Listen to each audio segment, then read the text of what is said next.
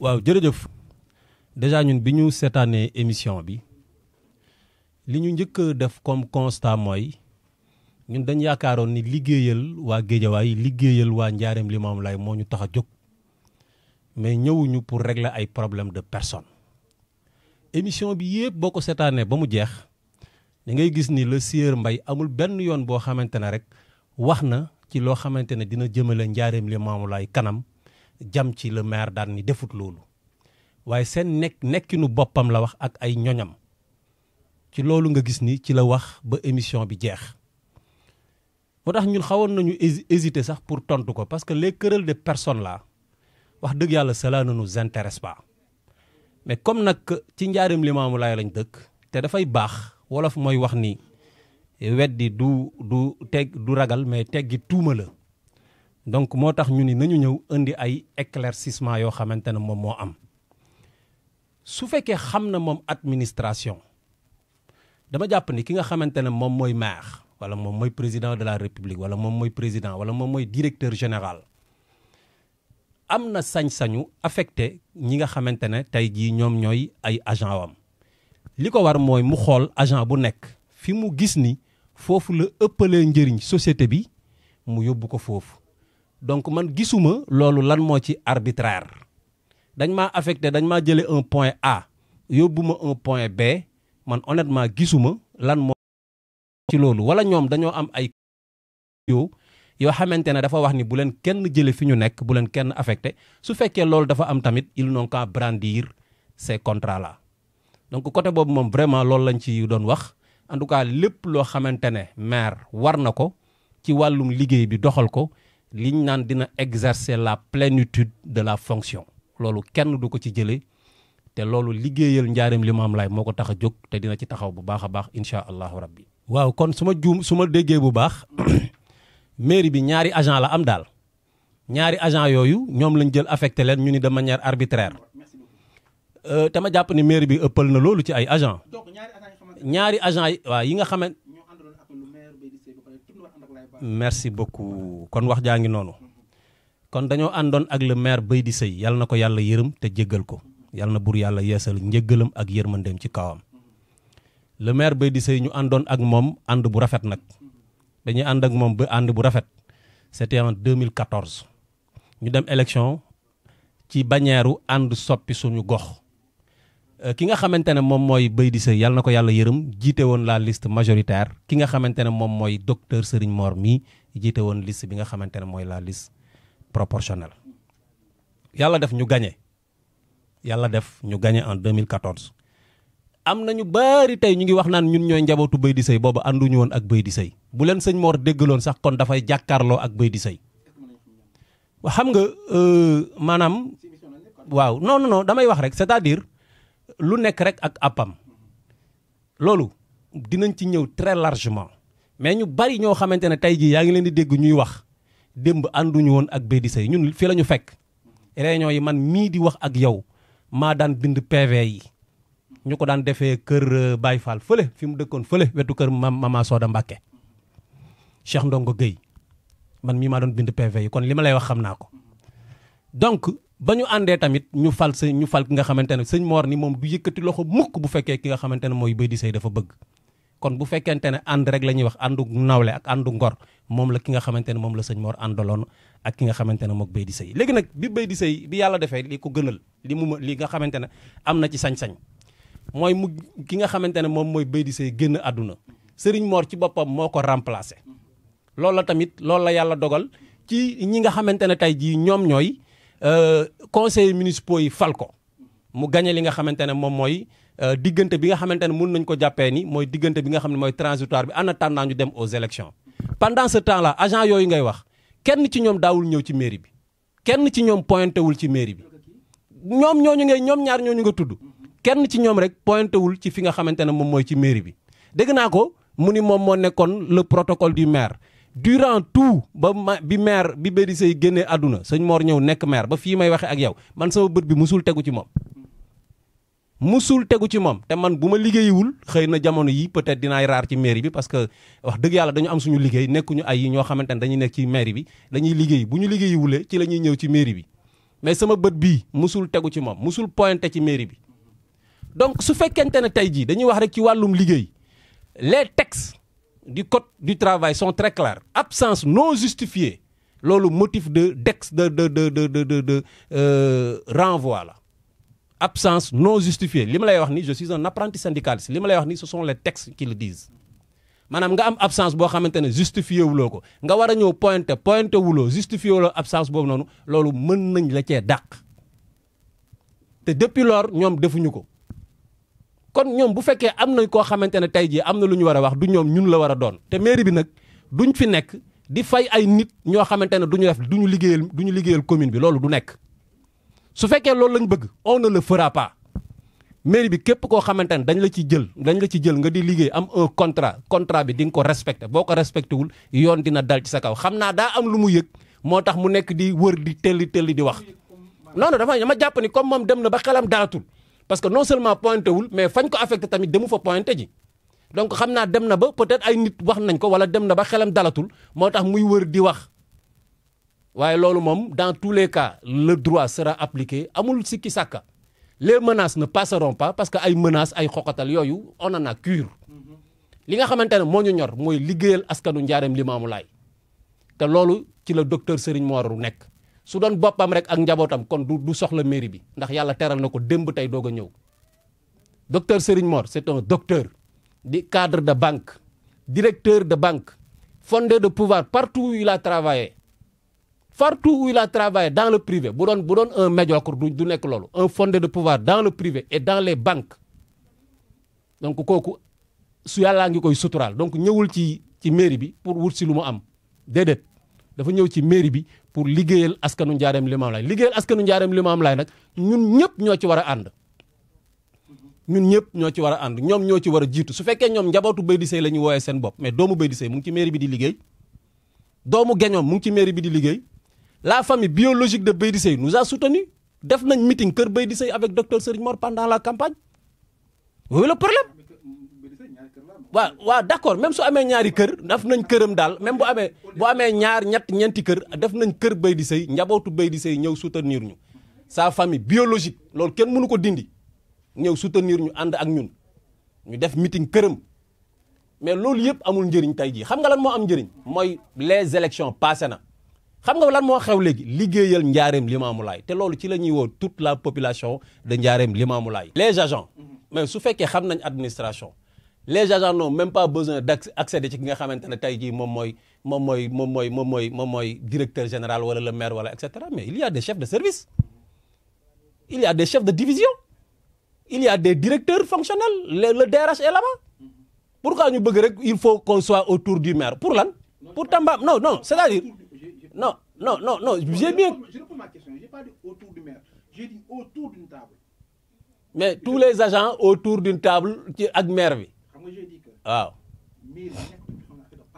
non mairie Cheikh dama lay expliquer rek dafal ndànk li ngay wax nii dama la bëgg a dëggal li ngay wax c'est-à-dire mairie ñëwuñu fa pour parparloo ñëwuñu fa pour politique amul couleur de parti la preuve pendant les élections xale yi nga xam ne ñun lañ àndaloon dañoo defaroon benn poster bu mag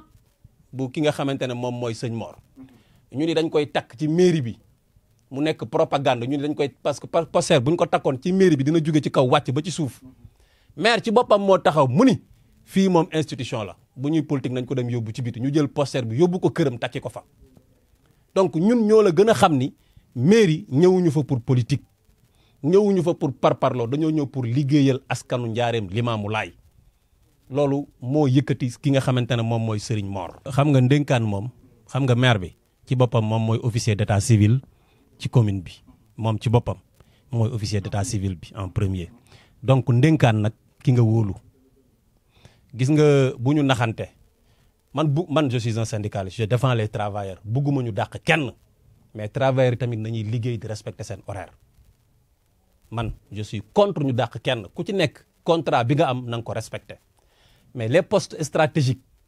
yooyu du dàqe mooy ki nga wóolu nga koy jox parce que bu fekkente ne non je donne un exemple quoi tu as parlé d'état civil ak yéen ay chef de service yeeg yooyu ki nga wóolu nga koy jox comme le président décret mu ngi xam nga ci lan la basé wu quand un président nomme décret 90% yi confiance la confiance la basé wu parce que ki nga xam ne mooy rendre compte du ki nga nommé yow mi ngi ñu fal yaay kiy rendre compte mais bien sûr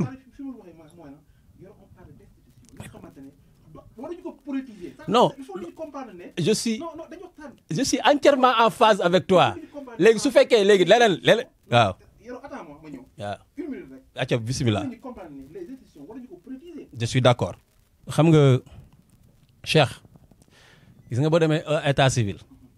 officier d'état civil bi ci boppam signé dong lay def ci papier yi il y a un personnel qui est là-bas et c'est ce personnel-là qui fait le travail waaw l'officier ne fait que superviser le boulot mais boulot bi agent ya fa nekk ñoom ñooy ñi koy def su paree moom mu vérifier que apposé ci li nga xamante ne moom mooy signature am cachet donc bu ñu wax ni waruñu def lii waruñu def laa li ma xam daal man te ma gëm ko mooy d'accorduma si ñu dàq benn agent te yëgaguma ni dàq nañ agent si on revient à notre commune mais agent yi tamit nañuy liggéey on ne peut pas se permettre di fay nit ñi weer bu dee ba pare ñu tëdd seen kër yi loolu duñu ko nangu te du fi am ça doit être très clair ñoom dañuy wax ni seen ay nit jëluñu leen mais Yacine Thiam mi diriger li nga xamante ne tey jii moom mooy santé ci commune bi fu mu bokk conseiller municipal boobu fu mu génnee defar sa gox ñoom defar sa gox lañ demee woon am nañ ci sañ-sañ ils sont gis nga ñun nous sommes des Sénégalais nous sommes des républicains et des démocrates ku mu neex da ngay militer fii la neex nga far fii la neex ça n'a rien à voir maintenant ak liggéey bi bu ñu xasee dugg ci mairie bi amatul couleur de parti ku am couleur de parti boo ñëwee ba ci buntu mairie bi sumil sa couleur de parti nga bàyyi ko foofu nga duggee ak li nga xamante ne tey jii moom mooy conseiller municipal bi nga xamante ne waa Njaareem Limamoulaye ñoo la yabal pour nga ñëw liggéeyal Njaareem Limamoulaye donc je suis désolé quand j'entends des gens dire que ñun ay fii lañ bokkoon dañ ñuy xeex non loolu amul te warul am li am mooy un conseiller municipal loolu nekkul te warul nekk te ñun parti Rewmi musuñoo d'accord ci loolu le président Idriss Seck daf ñuy wax ni ñu gis nga en matière de démocratie nit ñi dañoo war a nangu ñuy jongante ci ay idée mais waroo def matt bu saxaar rek nga rocci sànni non au contraire dañu war a jongante ci li nga xamante ne tey jii moom mooy ay xam-xam ay idée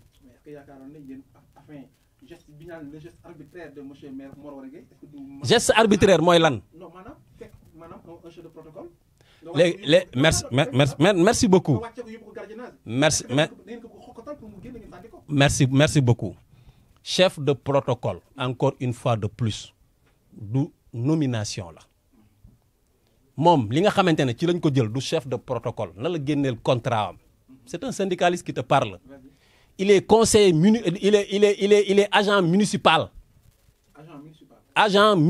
amul fenn fu ñu ne ko yow yaay chef de protocole maintenant le maire en tant que autorité moom cabinet moom moo koy tànn nommer son directeur de cabinet nommer son chef de cabinet nommer ki nga xamante ne moom mooy son chef de protocole et cetera loolu confiance la léegi ki nga xamante ne dafa nekkoon nekk protocole wala mu nekk leneen il retrouve son statut d'agent municipal nit ki yow agent lan nga ñu ne agent municipal loolu lañ la bindal ci sa contrat le maire maintenant en tant que l'organisation du travail incombe au directeur wala à la direction wala au maire wala au président ki nga xamante ne moo yor yëf yi quand tu organises le travail maintenant c'est à toi de dire yow diw sangam fële laa la soxla demal foofu nga toog fa parce que loolu yow la ko code bi sant et loolu dañ koy exercer on va exercer la plénitude de cette fonction là donc ku ci nekk fi ñu jàpp ni fa lañ la war a affecté pour nga amal njëriñ askan wi danañ la fa yóbbu barki démb yaa ngi dégg le maire de Thiès docteur Babacar Diop mu ne am na ay nit yoo xamante ne dañ leen di fay te xamuñu lan lañ leen di def te am nañ ay contrat CDI lañ am mu ne danañ leen jël déployer leen quitte à ce que ñu yóbbu leen ci tali bi bu xel élèves yi dee xëy 8 heures ñu jàppal leen ñu jéggil leen bu élèves yi wàccee ñu defaat loolu mais au moins ils sont en train de rendre service mais lan moo tax nit ñi bëgg ni léegi ñoom duñu liggéey ba pare ni bu weer deewee ñu fay leen teg ko ci chantage ak jaay doole ak nangam loolu ça ne passera pas fii ragal amu fi ku ñuy xoqatal amu fi liggéeyal Njaareem moo ñu ñor ñun dundewuñu commune bi mairie bi man mairie bi toog naa 5 ans 4 ans et demi yoo xam ne teguma fi sama tànk te ñun ñoo gagné woon parce que ñun ñoo gagné woon ànd soppi suñu gox j'étais 17e sur la liste jàlluma woon teg naa 4 ans yoo xam ne teguma fi sama tànk parce que am na lu bëri lu ma naqari woon ba ci ñi nga xamante ne ñoom laa doon àndal yaa ngi dégg donc mais xam nga wax ji mooy lan liggéey bi moo ñu ñor aujourd'hui li ñu war a wax mooy nawet baa ngi ñëw lan la ci maire bi war a def on a des points bas ici à Ndiarème Limamoulaye le maire est en train de se décarcasser pour que li ñu doon dal bañ ñu dal ñu commencer di curer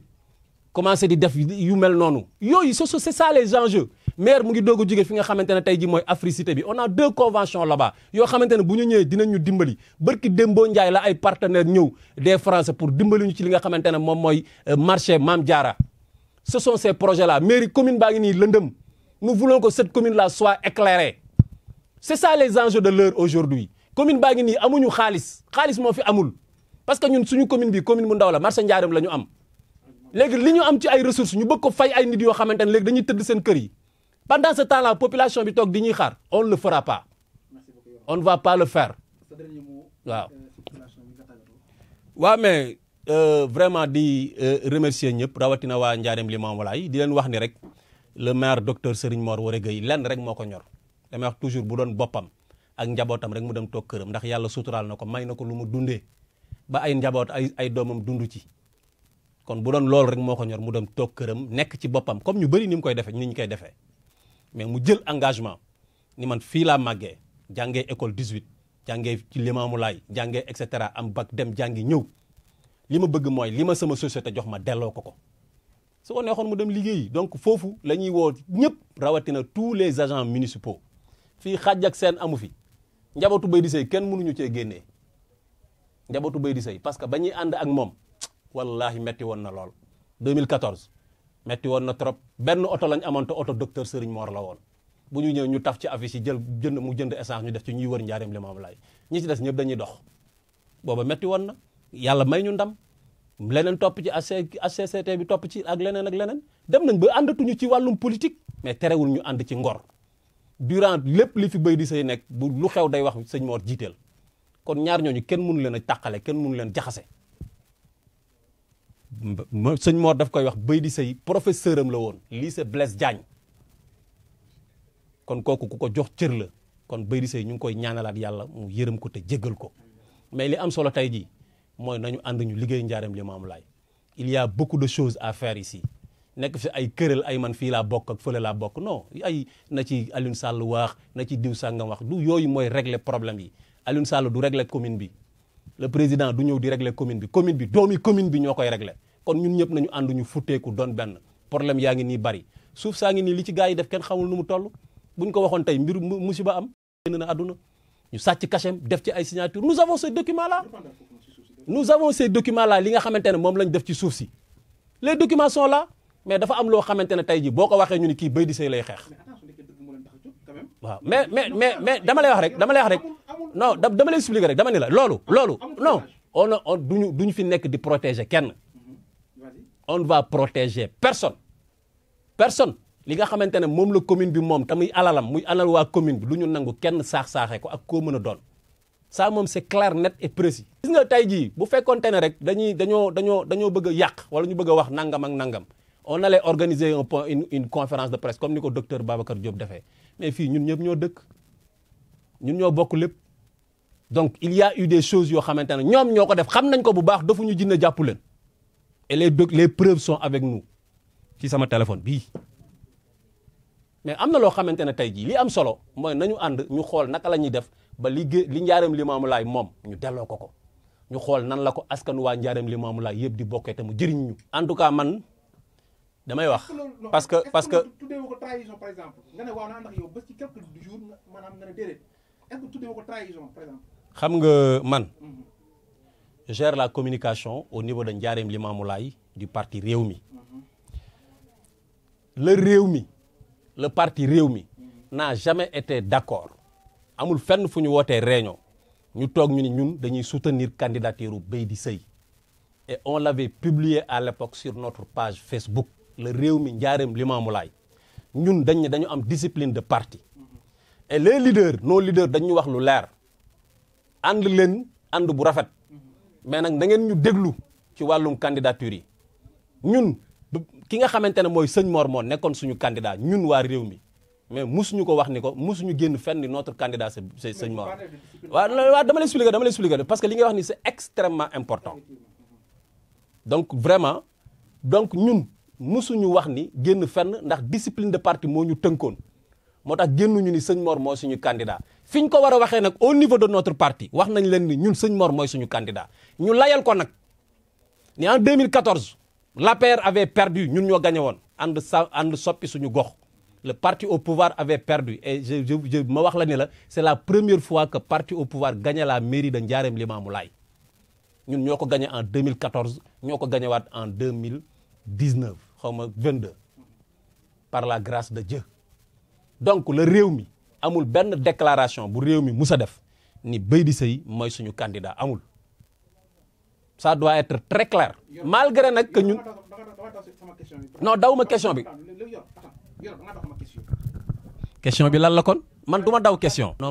man dama yëgul fu docteur Serigne Mor waxee ni man Baydi Seye mooy sama candidat man yëguma ko fekkewuma ko te musuñu koo wax tamit yëguma ko fekkewuma ko moom musuñoo wax ni Baydi Seye mooy mooy sama candidat xale yi seeti nañ ko këram wax nañ ak moom ci candidature bi ni ko ni la jeunesse du réew mi ni ko ñun yaay suñu candidat mu ni leen dégg naa leen waxu leen sax ni man candidat la ce que je dis là est extrêmement important je veux faire des révélations parce que da ngay wax discipline de parti te ci moom la jëkkee su ko neexoon mu def comme ñëpp parce que déclarer une candidature est très facile hein je peux sortir organiser une conférence de presse daal ni man je suis candidat je déclare ma candidature à la candidature bu ñu neexee ñu waxee ko noonu mais en tant que militant discipliné et coordonnateur du réew mi même bi ko la jeunesse demee seeti ni ko ñun yow yaay suñu candidat dégg naa leen la leen wax mais neewu leen ni man candidat laa bi ñu réñoowee suñu biir ñun ñëpp ñu ni ko ñun yaay suñu candidat dañ ne ñun moom waxuñu ni moom candidat la mais moom mu ngi déglu ñi nga xamante ne mooy suñu ay kilifa ñu dem ci suñu ay kilifa nag dem ci président Idriss Seck ni ko ñun Ndiarème Limamoulaye docteur Serigne Mor mooy suñu candidat li tax mu war a nekk suñu candidat nag ñaar la mooy tey yàlla dogal na ni fi mu toll nii moom mooy maire Ndiarème dëgg la mais là li ci gën a am solo mooy en 2014 ñun ñoo gagné woon Ndiarème Limamoulaye c'est l'opposition qui avait gagné la Ndiarème Limamoulaye face au pouvoir sur les 5 communes de compte Guédiawaye 4 yi la Alioune Sall gagné woon Ndiarème Limamoulaye ñun ñoo ko gagné woon avec la coalition ànd soppi suñu gox dirigé à l'époque par feu Mamadou Baydi Seye tête de liste majoritaire tête de liste proportionnelle docteur Serigne Mor ñu dem bi ñu demee élection ñu gagné Baydi Seye nekk maire Serigne Mor nekk premier adjoint c'est comme ça que ça s'est passé mais amul fenn fu Serigne Mor waxee ni Baydi Seye mooy sama candidat moom laa koy soutenir waaw moom mais d'abord pour tàggatoo dama lay féliciter c'est vraiment un plaisir tey ma ñëw ci studio bi parce que yow yàlla dafa dogal on a cheminé ensemble au CM nga nekk suma xarit bu ma la gisee ngeen di entreprendre ma ñëw fekk fi ay jeunes donc vraiment damay wax ni lii ñun ñëpp war nañ ci jàpp y compris le maire de Ndiarème Limamoulaye parce que lii fierté la pour ñun ñu gis ay jeunes yoo xamante ne fii lañ dëkk nekk di entreprendre di créer ay entreprise ay société kon loolu loo xamante ne suñu njëriñ lay doon donc ñu ngi koy rafetlu di ci kontaan di la féliciter bu baax a baax ak ñëpp ñi nga xamante ne ñu ngi fii et incha allah dinañ ci waxtaan ak maire mu xool moom tamit nan la ciy jàppee parce que bépp jeune bu dëkk ci commune bi te di def dara war nañoo ñëw jàppale ko donc vraiment ñu ngi lay féliciter bu baax di kontaan bu baax a baax di woowaat rek ñëpp ñi nga xamante ne Ndiarème Limamoulaye lañ dëkk ñu ànd ak ki nga xamante ne moom mooy le maire ci wàllu liggéey bi ñu ñëw liggéey pour suñu gox liggéey pour fi nga xamante ne mooy Ndiarème Limamoulaye mu jëm ci kanam du ma jeexal te waxuma ci élection législative yi posé wuloo ma ci question quand même mais waaw mais on va dañ ciy profito wax ci élection législative yi liste yi génn na ñu ngi ciy sant yàlla bu wër li am solo mooy li président Idriss Seck wax élection yi coupe du monde la donc li ñu war mooy ñu fexe ba ñun ñëpp ñu ànd nekk benn pour gagner ces élections là donner au président Macky Sall waxuma une majorité mais une majorité très confortable donc loolu ñu ngi ciy woo ñëpp incha allah buñ ci yeggee dinañ la invité nga ñëw jàpp ci campagne bi bu baax ñu ànd ko ñun ñëpp en tout cas ñu xool nan lañ ciy liggéeyee bu soobee yàlla